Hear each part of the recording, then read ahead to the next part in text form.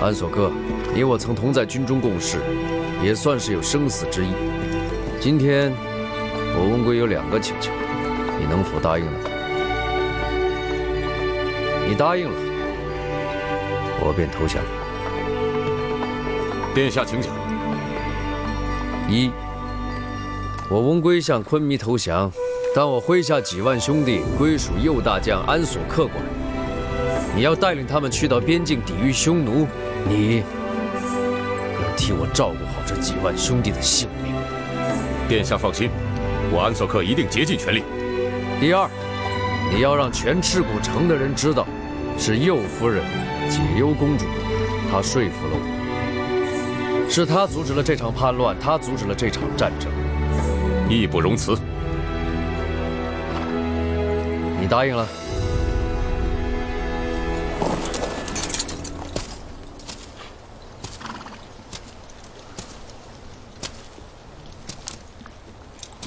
放心吧，我不会让兄弟们为难的。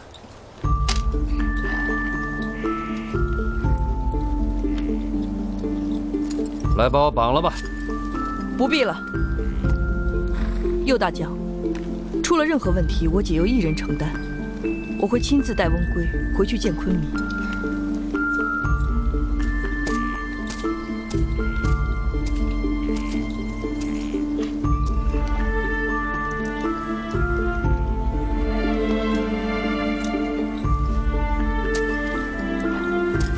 知道你会不忍心，会陪我走这最后一段，又让我得逞了。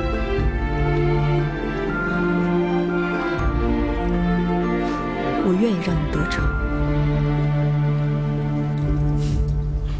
有你陪着，即便是王兄要我这颗项上人头，我也认了。我不想死，我也绝对不会让你死。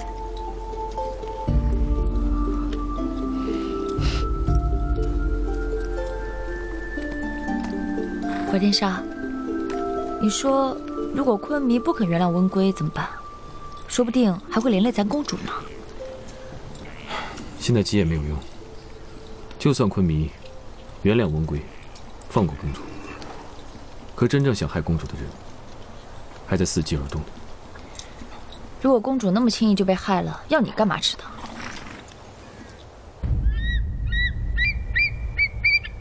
不打仗了，温归殿下投降了，是右夫人拯救了赤谷城。不打仗了，温归殿下投降了，是右夫人拯救了赤谷城。算了，温归没事就好了。大胆，谁让你进来的？穆哈兹无礼，请太后恕罪。为什么这么阴冷黑暗呢？是昆弥不让点灯。穆哈兹，谁让你多嘴的？穆哈兹，你先出去吧。喂。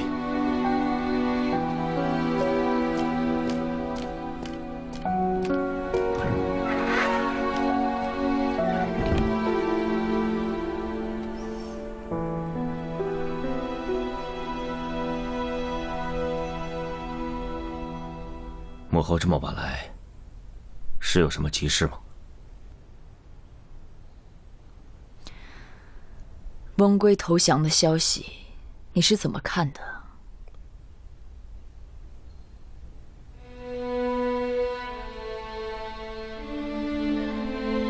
温归能及时悬崖勒马，赤谷城避免了一场大战，当然是好事。好事，可我觉得你反倒很不开心啊。儿子哪有不开心？那就好。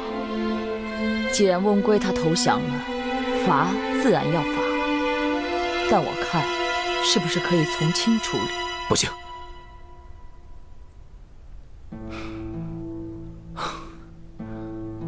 温归能及时投降，吾倍感欣慰。但是法理不能饶他。他已经投降，你怎么能杀他？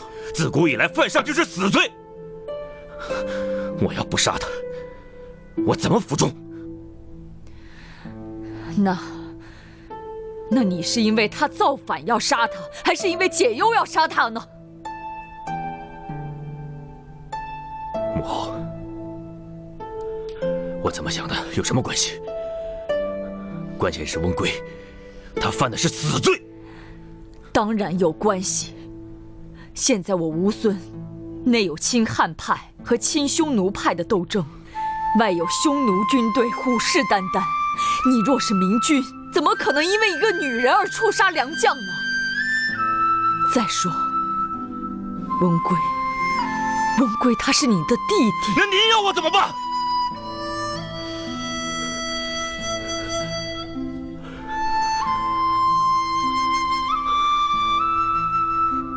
我倒希望解忧，他没有劝降温归，那样的话，孤就能跟温归痛痛快快的打一仗。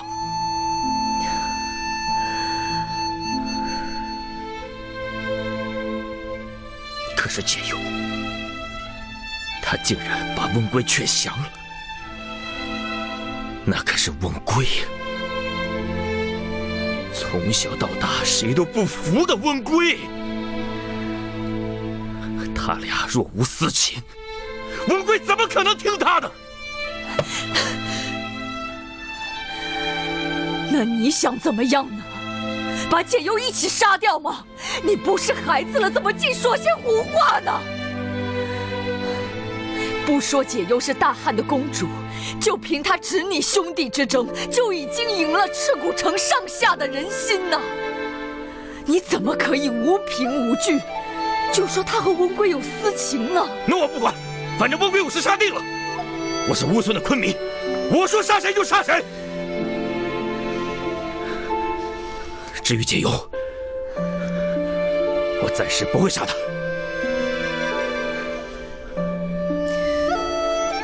昆明，你是对解忧动了真情了。你根本不怕别人的非议，你是真的妒忌解忧和温归了。你没有，没有。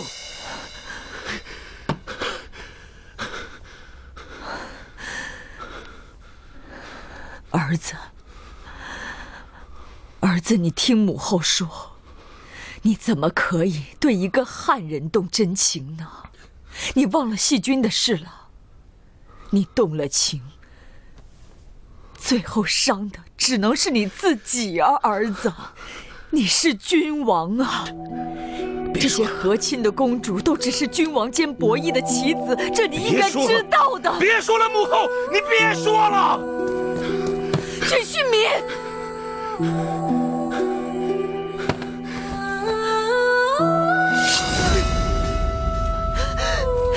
你要干什么？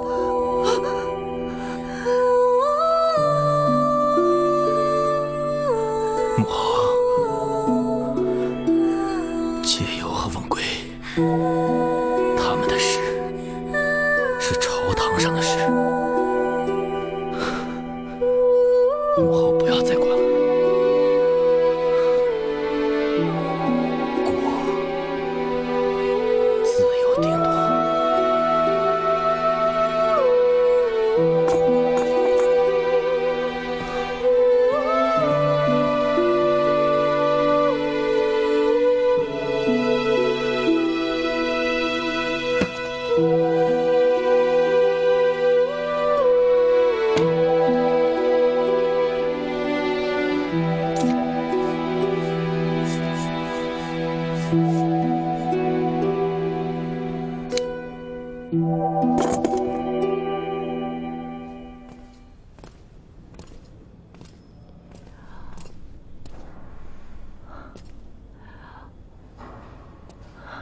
为什么一个人都没有？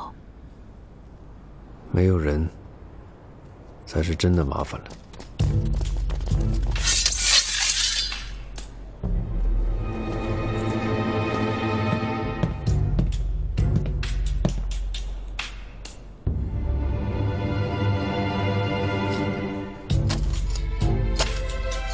罪臣温归，叩见昆明。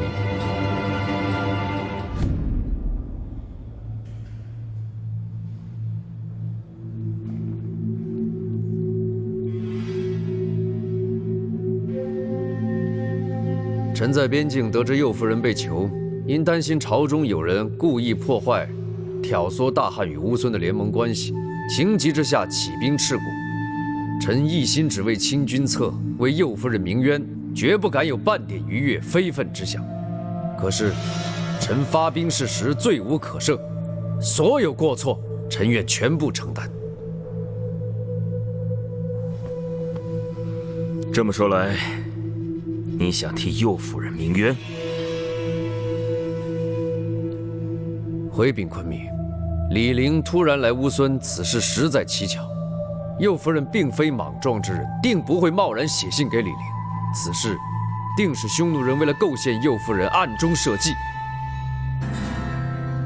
昆明，我了解右夫人，她所做的一切都是为了乌孙，即便是有错。住口！你说你了解她，你凭什么了解她？你别忘了，她是我的女人。昆明，温归不是这个意思。那他什么意思？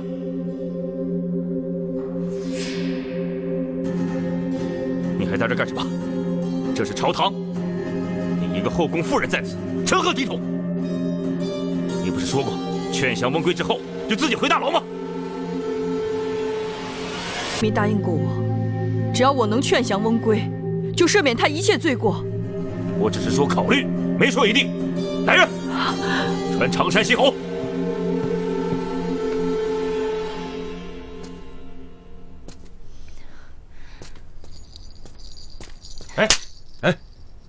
干嘛？敢拦我？小心我剁你的手啊！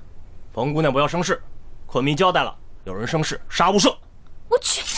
风亮，跟我来。你冷静点行不行？冷静什么冷静？公主进去半天了都没有出来，要冷静你冷静，我可冷静不了。风亮，你听我说，如果公主真的有麻烦，咱们再不冷静的话，那不等于火上浇油吗？啊！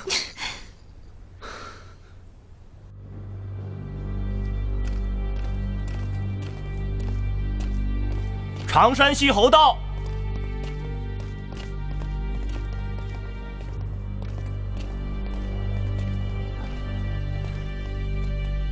小侯拜见昆明。常山西侯，小侯在。国要处罚温归，但拿不定主意，所以现在找你来问问。这种事儿，小侯怎么敢随便乱说呢？温归是你妹夫，你若不说，便是同党。昆明息怒，小侯绝对不是温归的同党。边臣结交近嗣，该当何罪？左大将温归以王族之身网罗边将，结党营私，僭越起兵，冒犯王威，兵临赤谷，这还以处决左夫人和小侯为条件要挟昆明，所以不杀不足以平民愤，不杀不足以显昆明王威。说完了，这事儿跟我没关系，这都是你咎由自取。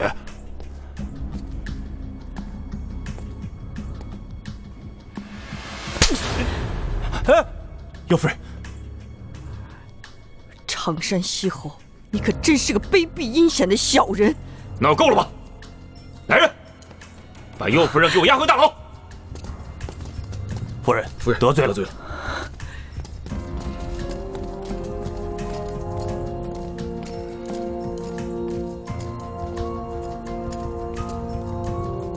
温归，你还有何话可说？事已至此，温归并没有什么想说的。温归扪心自问，于乌孙，于昆明，绝对没做过半点亏心之事。若是我这颗人头可以让昆明看清常山、胡姑此等小人的真实面目，昆明即便是杀了我也认了。说够了吗？把温归押入死牢，听候发落。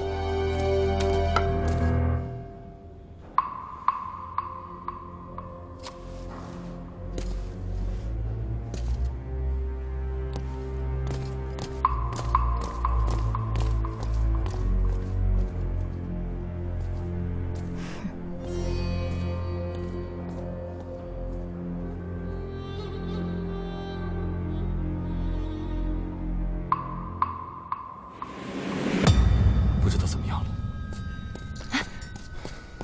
哦，长山西侯，怀将军，请问长山西侯，我家公主怎么样了？哦，你家公主被昆弥下令押回死牢了，这是昆弥的命令，跟别人没关系啊。什么？风流，你先别说话。那长山西侯，温贵殿下怎么样了？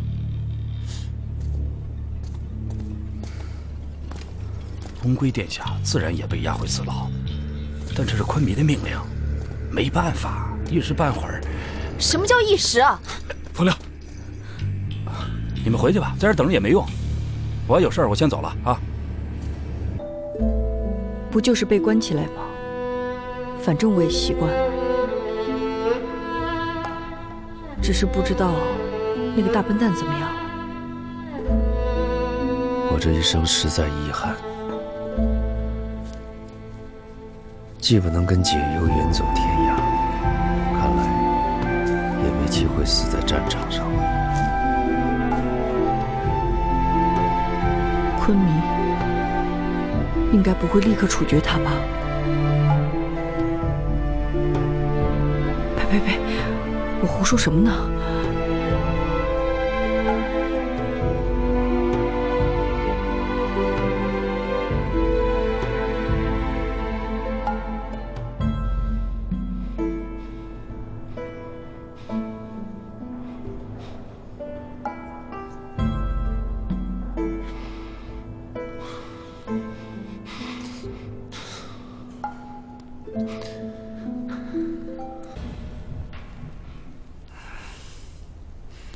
醒了。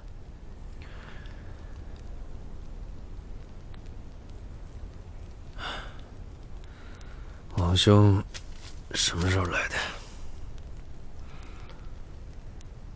有些话在朝堂上我不好问，来这儿能问清楚。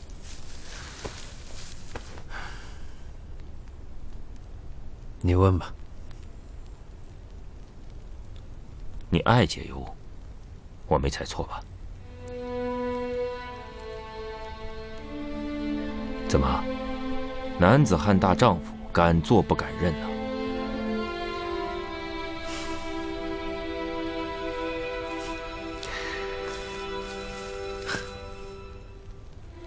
是的，我爱解忧，你没猜错。可她是你嫂子，你怎么能这么做呢？我认识她早在你之前，那时候我不知道她会成为大汉的和亲公主，我不知道她会嫁给你。昆弥，你想杀我别杀，我只问你一句：我爱她错了吗？要这么说的话，你没错。你我是兄弟，我不会杀你，我只能把他杀了，这件事才能结束。王兄，你不能杀他！我求求你，你不能杀他！他也没有错，他没有做任何错事，他恪守了作为一个右夫人的本分。王兄，我答应你，只要你不杀他，我此生再也不见他。你把我杀了好吗？你求我，这还是你第一次求我。好，我给他一次机会，只要他亲口承认他不爱你，我就放过他。王兄，王兄，王兄，你不能这样，王兄！王兄，你不能这样，你会后悔的，王兄！走。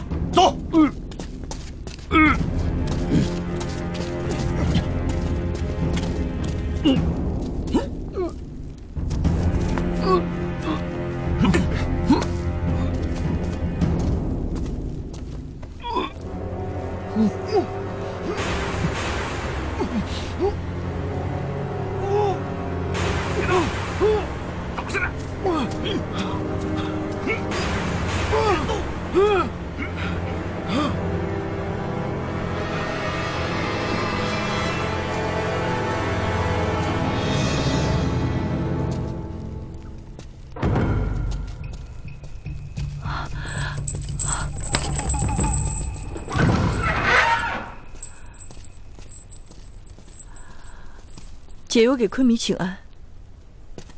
起来吧，在这儿就不必多礼了。谢昆弥。匈奴退兵了，姑心里面松快了许多，所以来看看你。给昆弥贺喜了。过来坐。我不放你出去，你心里面是不是还埋怨过？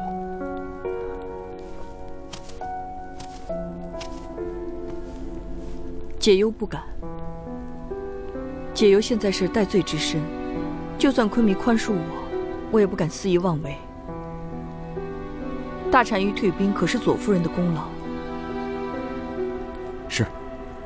是胡姑书信给大单于，让他退兵的。难怪昆弥又把我关回来了，原来是为了讨左夫人欢心呀。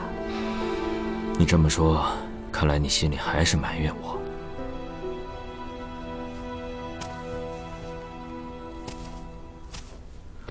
胡姑她不明白我也就算了，怎么连你也不知道姑对你的苦衷呢？我当然明白了，昆弥做的一切事情都是以江山社稷为重，从来没有想过要难为解忧。左夫人也是，如果她不是真心爱你，又何必与我过不去呢？你说她爱我，那你爱过我吗？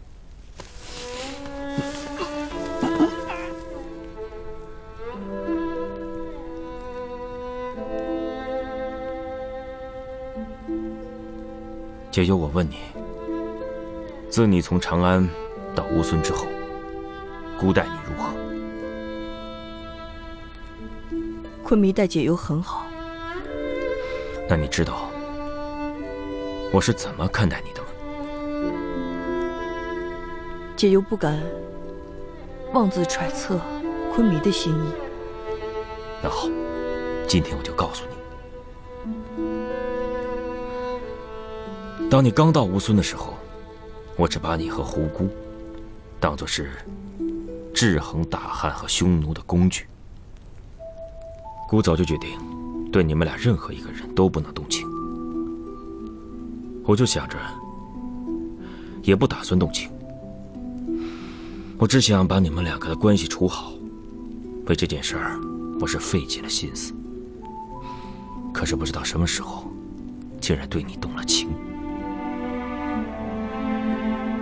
你也知道，在你之前，姑只爱过一个人，就是细君。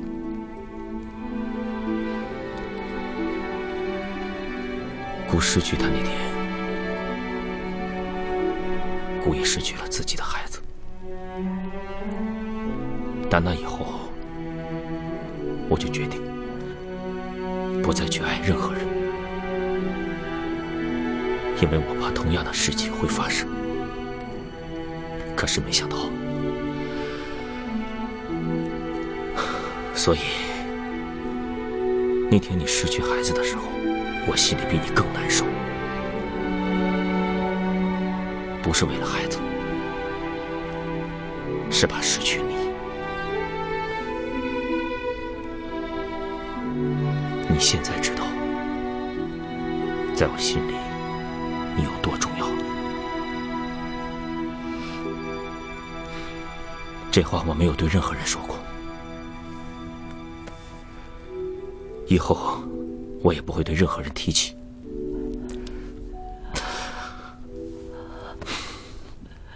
现在朝堂之上，你跟温归的谣言还是没有压下去。你倒好，也坦荡，从来不回避这件事，跟温归反而走得更近。不过你放心，姑从未信过那谎言半个字，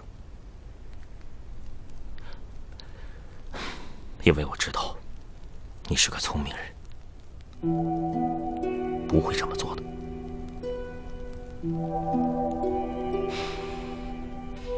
姑只问你，在你心里，我是你什么人？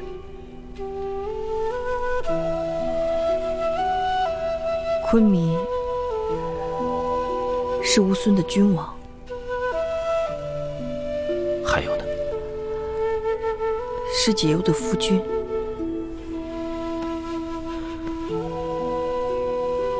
就没有别的吗？是我的家人、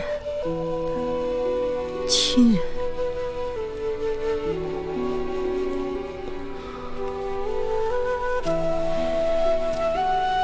你还是没有回答我的问题。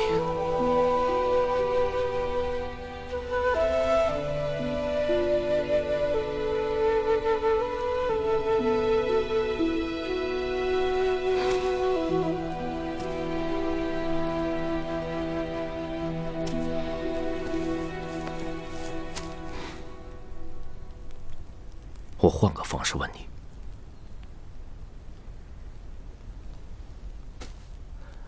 你爱翁归吗？你回答我，你爱翁归吗？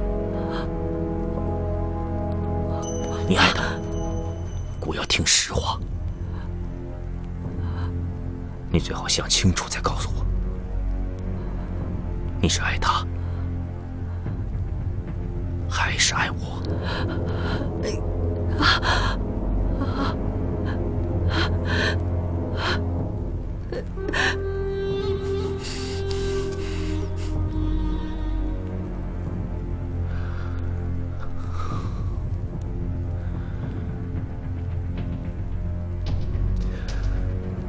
我知道，我也相信你们是清白的，可是不予理智，心里未必没有涟漪。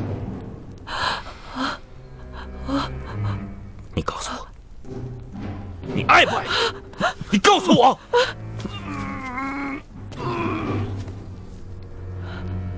你别忘了，翁归犯的是死罪，只要你说你不爱他，姑就饶他不死。啊！但是他这一生都只能去戍边，你们俩永远都见不着。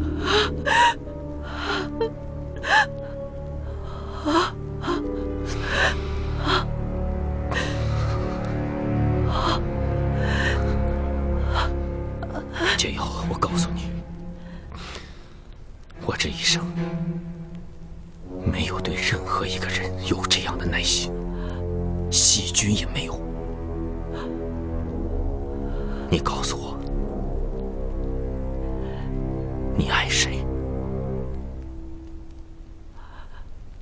是翁归，还是我？这是我给你们俩最后的一次机会，你说呀！你到底爱谁？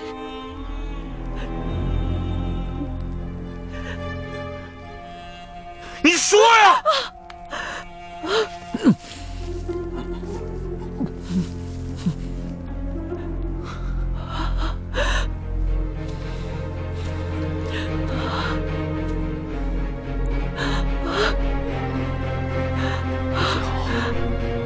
想好了再回答我。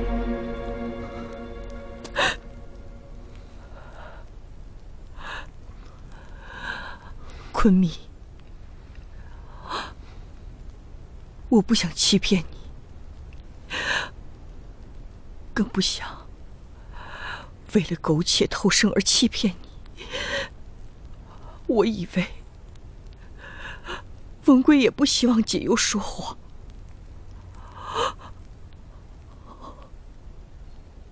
我爱翁归，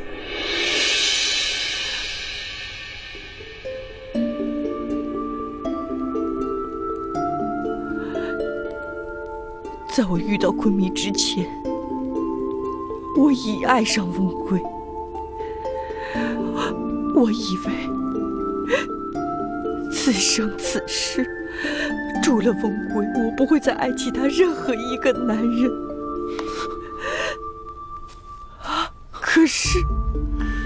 可是爱分很多种。我出来无孙的时候，我紧张、忧虑，我害怕你。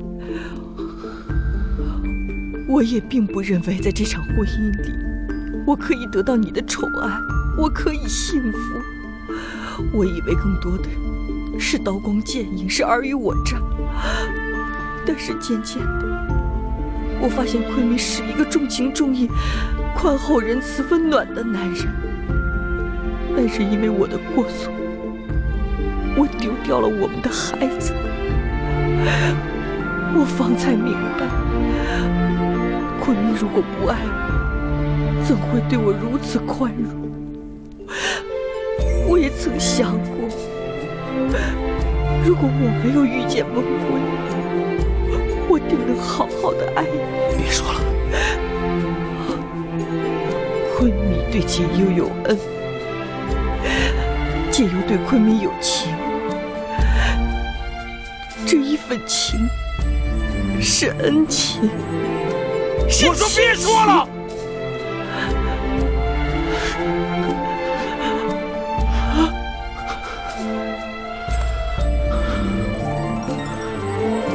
翁归为了你，他不惜背叛我，即便你为了他，你也不惜自己的生命。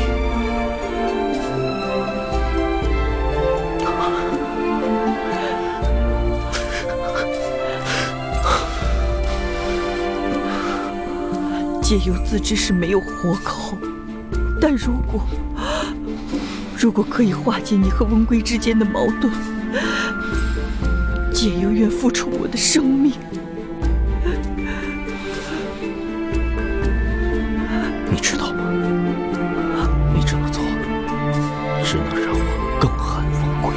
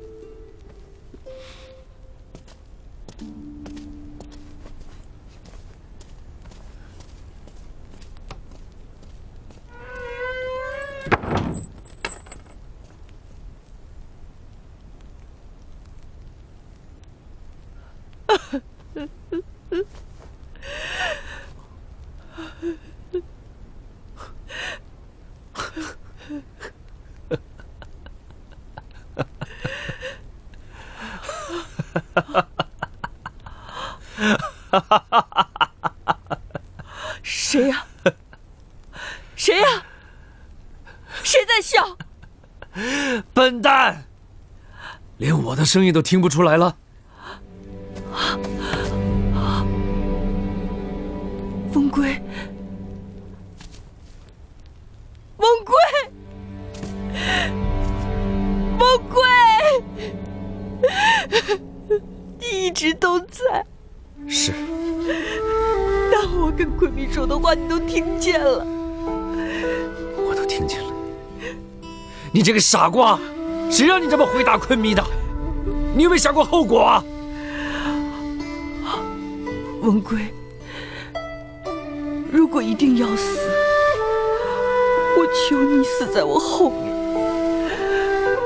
因为没有你，我活得好辛苦。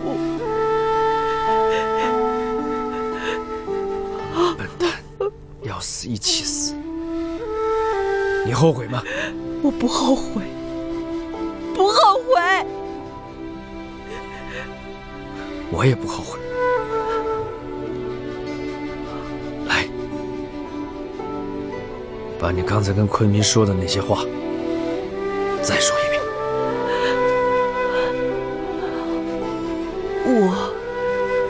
刘解忧，今生今世，除了温归以外，绝不会再爱另外一个男人。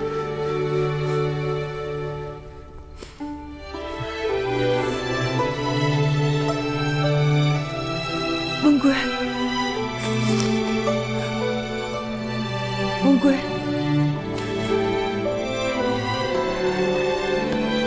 温归，你在吗？温归，你在不在？我在。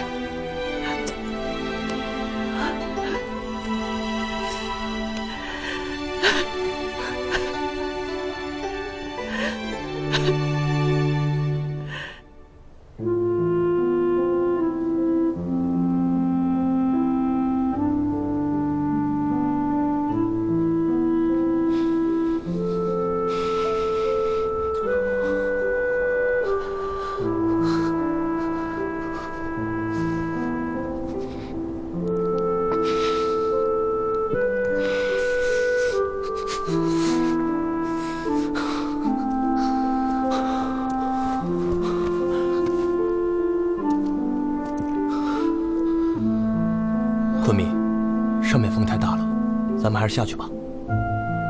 我想一个人待会儿，下去吧。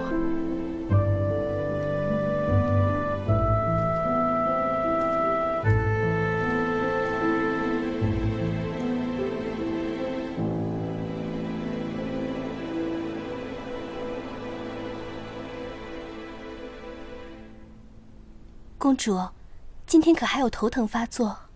昆弥把解忧送进死牢，我这一高兴，连头疼这回事儿都忘了。看来解忧说我中毒，果然是想用计吓我。就是，公主这般人物，谁敢下毒害你啊？今天这天气可真怪啊！昨天晚上还晴空万里，怎么突然就阴天了？真不是个好兆头。求见左夫人。进来。拜见左夫人。昆弥召夫人殿上问话。上殿？不是去他寝宫吗？穆哈兹不敢谣传，昆弥确实宣夫人上殿。昨天昆弥没来我这儿，是不是去云古特那儿了？回夫人，昆弥未曾去找过云古特，他确实是在自己的寝宫歇息。夫人，请速速上殿，莫让昆弥等得太焦急。知道了。穆哈兹，你今日话真多。出去。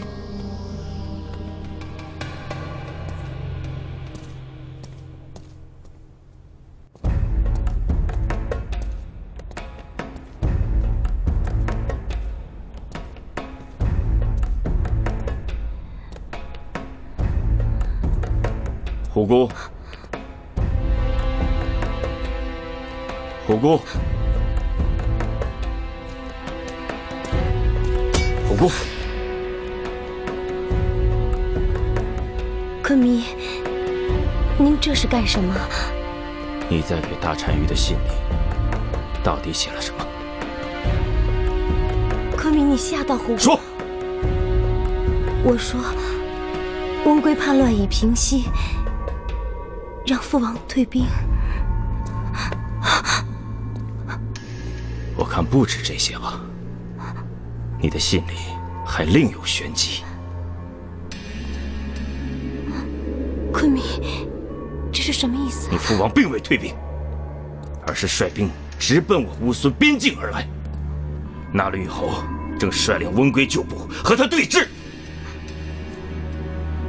这怎么可能啊？还不止这些。你父亲还派人送来信件，让我杀了温归和解忧，要不然他绝不退兵。你怎么解释？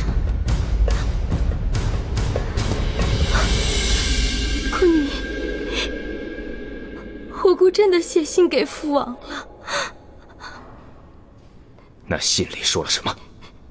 信里说让父王退兵。你还敢撒谎！在军国大事上，你居然敢耍弄我！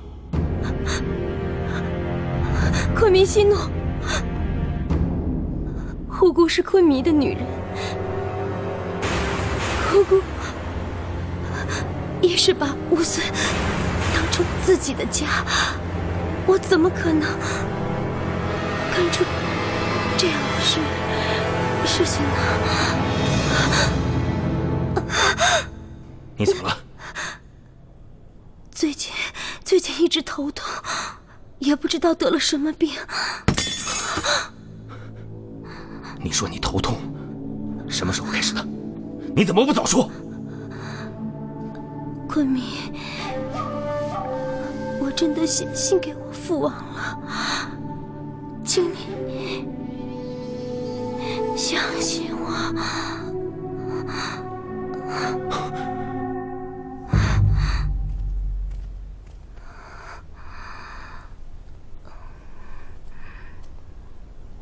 公主，这是怎么了？前2日不都见好了吗？我怎么知道？今日我口干的厉害，快去给我倒杯茶。奴婢现在就去。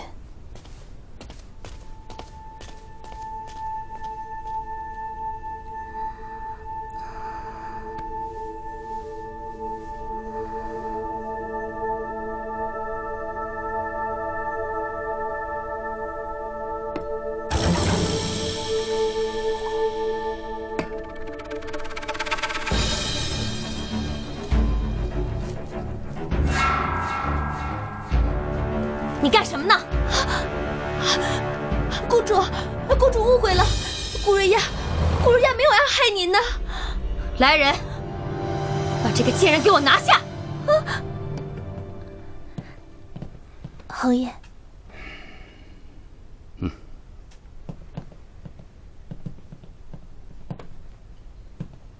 哎呀，这志气直到什么时候啊？连饭都不吃了？哥，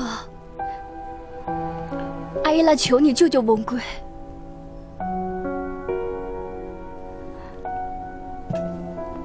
艾拉，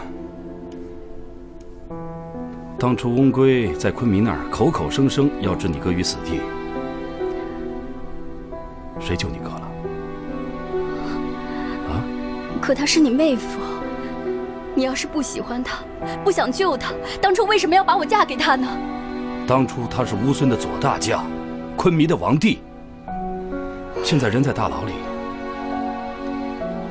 他能不能看见明天的太阳都不知道。什么意思啊？昆明真的要杀了翁归吗？这我也不知道。你说你让你哥去救他，我冒失求情，那昆明给你哥治一个同谋之罪怎么办？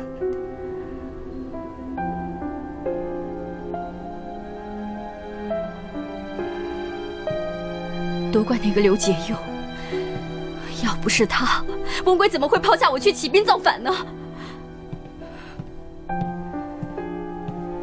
现在知道了，他们汉人都这样。亏得你当初还说刘解忧是好人呢。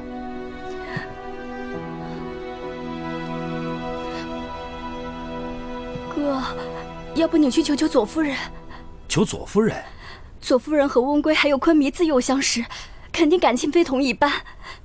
昆明又那么宠爱左夫人，要是她肯替翁归说话，昆明一定会心软的。哥，你就再帮阿依拉这一次吧，大不了以后都听你的，再也不和你作对了。侯爷，左夫人差人来说，请侯爷去，有要事相商。哥，知道了，什么都听我的。都听你的。现在吃饭。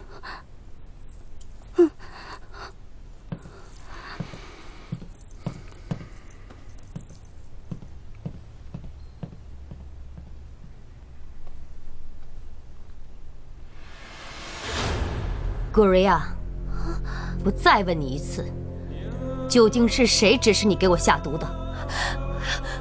公主明察，这真的不是毒药，是解药啊！荒唐！你的意思是，你明知道我中毒，故意隐瞒不报，暗地里给我解药？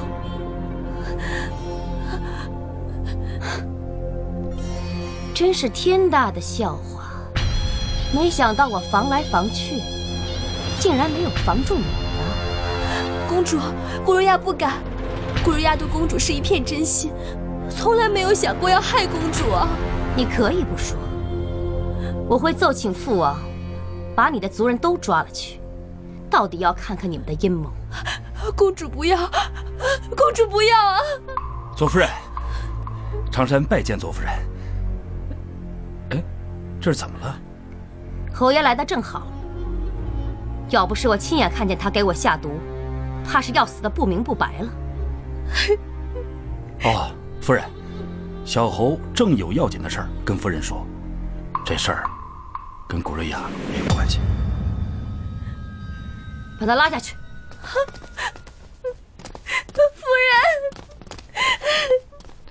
夫人，古瑞亚是不是跟你说他用的不是毒药，而是解药啊？你怎么知道？他说的是实话。夫人最近不是总头疼吗？我总觉得这里面有事儿。这太医给夫人看完病，我就确定夫人中的是慢性毒药。太医为何不禀报？啊，是小侯不让太医说的。小侯主要是怕惊扰了夫人，伤了胎气，再者是怕打草惊蛇，让对手有所防范。幸亏对方用的药毒性不大，解除不难，小侯这才让古瑞亚偷偷的把解药让夫人服下。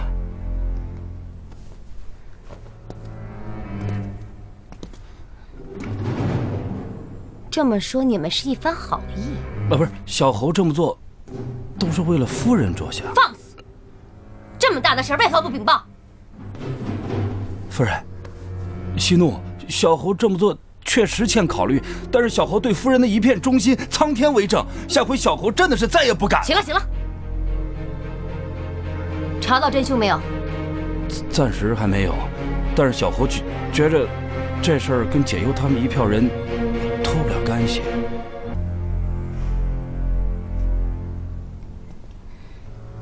解忧曾经说过，说我是中毒，应该不是他。解忧怎么会？那夫人的意思是，下毒的还有别人。这个小侯真是想不到。这事儿先不说了，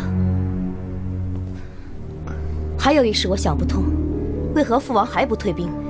是不是没有收到我的书信？这事儿夫人都没有头绪，小侯更不敢猜测大单于的圣意。不管为何，父王不退兵，匈奴和乌孙的关系势必受到影响。温归已经进了死牢，为何父王在这个时候要对乌孙开战呢？我自然不希望乌孙倒向大汉，但我也不希望乌孙跟匈奴开战呢。这么一来，昆明一定会对我有所芥蒂。我要改变昆明的心境。夫人是不是多虑了？您现在最重要的是要保重身体。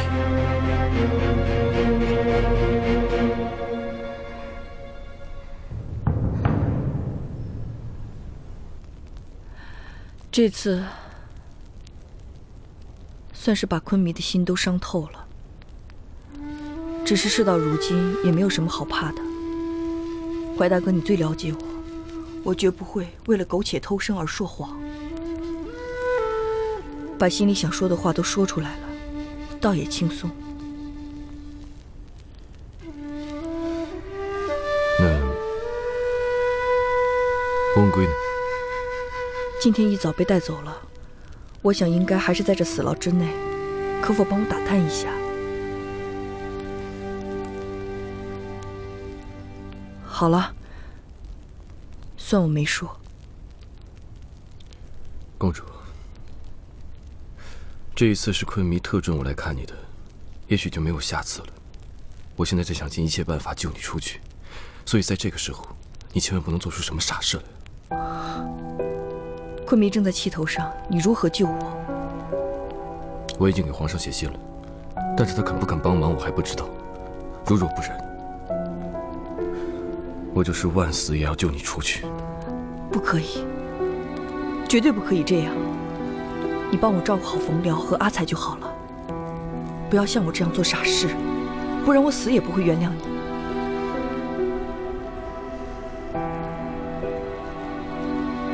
还有什么坏消息？右大将安索克联合了不少亲汉派的大臣，将上书昆明，希望昆明能够让温圭戴罪立功，地狱匈奴。公主，现在匈奴兵临边境，那些个亲匈奴派的大臣，怕触昆明眉头，都不敢出声。我想这正是最好的时候，只要昆明肯放温圭，那公主出牢就指日可待了。哪有那么简单？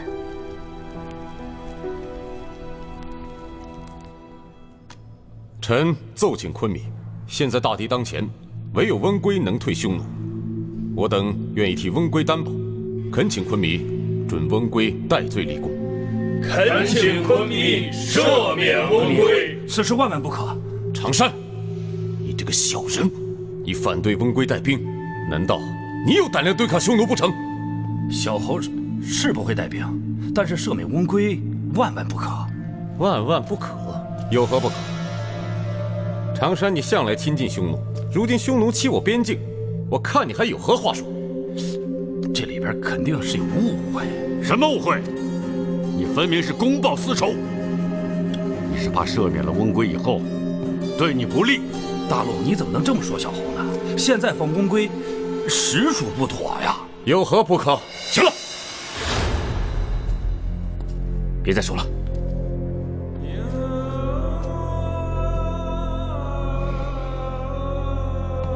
你们今天来，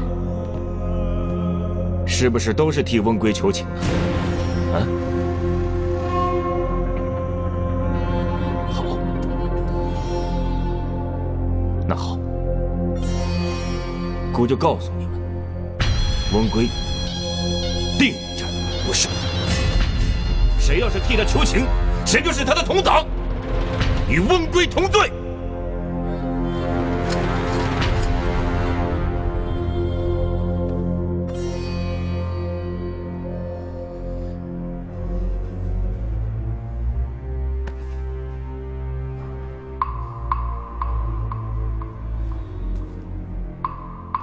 昆明英明。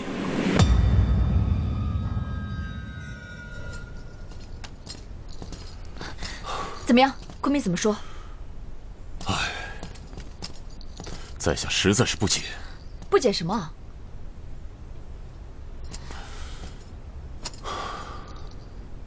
难道还要大臣支持常山西侯？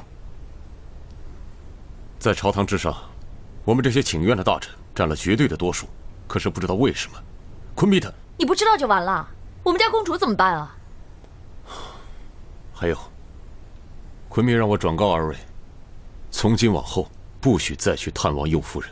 什么？稳赢的棋都让你给下输了，我不管，你给我想办法。冯姑娘，在朝堂之上，昆明已经收了在下的兵权，令在下静坐在家，不得外出。在下已经尽力了。冯亮，将军，你受我等连累，怀天杀实在过意不去。冯亮，我们就别多说了。怀天杀你就不着急吗？我怎么不着急啊？之前我去看公主的时候，她一听说右大将要去请愿，就有不祥的预感。难道公主能预知今日朝堂上的局面？这其中一定有玄机。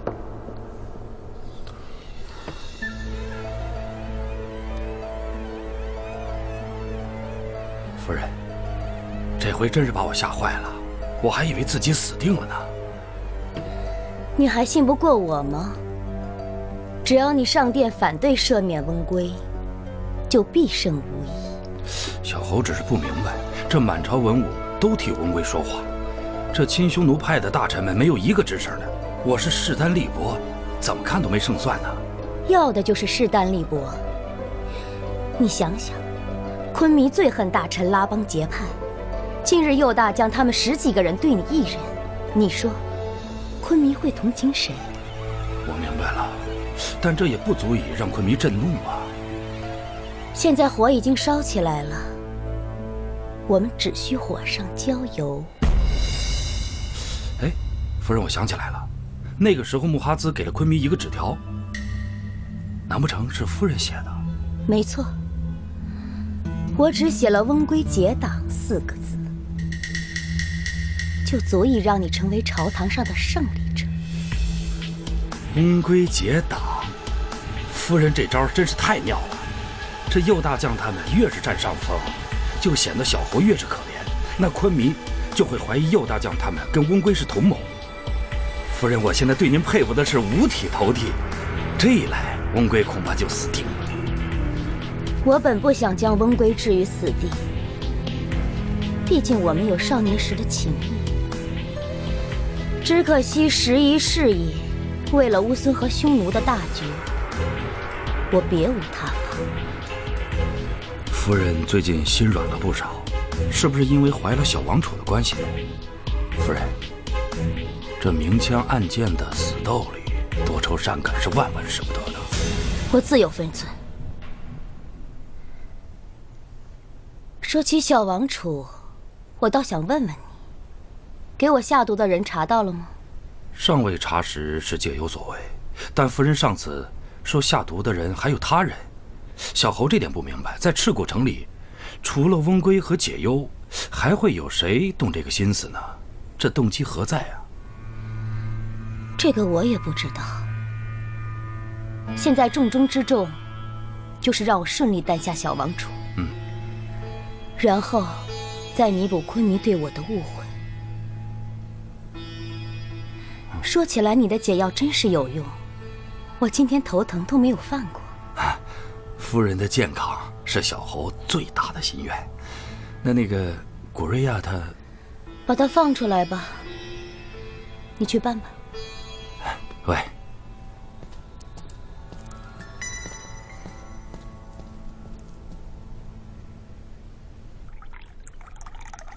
母后，最近孩儿军务繁忙，没能来给您请安，请您恕罪。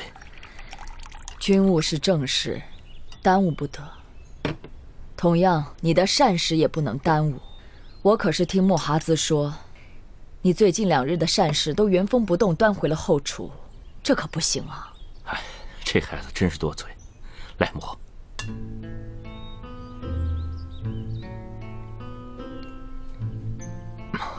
姑是因为这2天没休息好，所以有些食欲不振，请母后放心。昆弥，你是国君，一发一肤都是乌孙百姓的，不是你自己的，随意损伤不得。即便是为了国事，饿坏了身体，这都是错误。更何况，母后看你可不光是为了国事啊。母后言重了。哎，您看，姑不是吃得好好的吗？是吧？这肉不错，这一定是纳赫雅亲自烹煮的吧？好，非常可口。来，华儿喜欢就多吃点。是。哦，对了，我听说右大将等人上书求你赦免温归。听我说完，右大将他们确实是太不像话了，在朝廷上就闹起来了，理应罚他们。谢母后体谅。不过，昆弥还是应该以大局为重，不要因为一些流言蜚语你就一时糊涂。你这样把解忧关在牢里，消息传到大汉也不好听。为了这个闹僵了跟大汉皇帝的关系，可就得不偿失了。是。至于温归，你不会是真的想要处决他吧？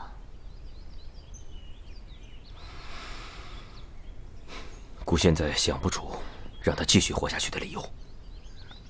就算温归不是你的兄弟，他在乌孙也是举足轻重的人物。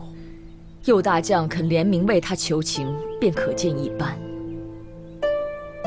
你若是真的处决了温归，乌孙很可能陷入内讧的局面，少了亲汉派大臣的斡旋，这乌孙和大汉很可能陷入困顿之中。难道你真的想倒向匈奴吗？你不要忘了先王列焦弥的嘱托，他要的是制衡，唯有制衡才能让乌孙在大汉和匈奴之间生存下去。那是先王对温归的嘱托，不是我的。你胡说什么呢？难道你要整个赤谷城的人都听到吗？你以为温归心里就没有猜忌吗？只是他不说而已。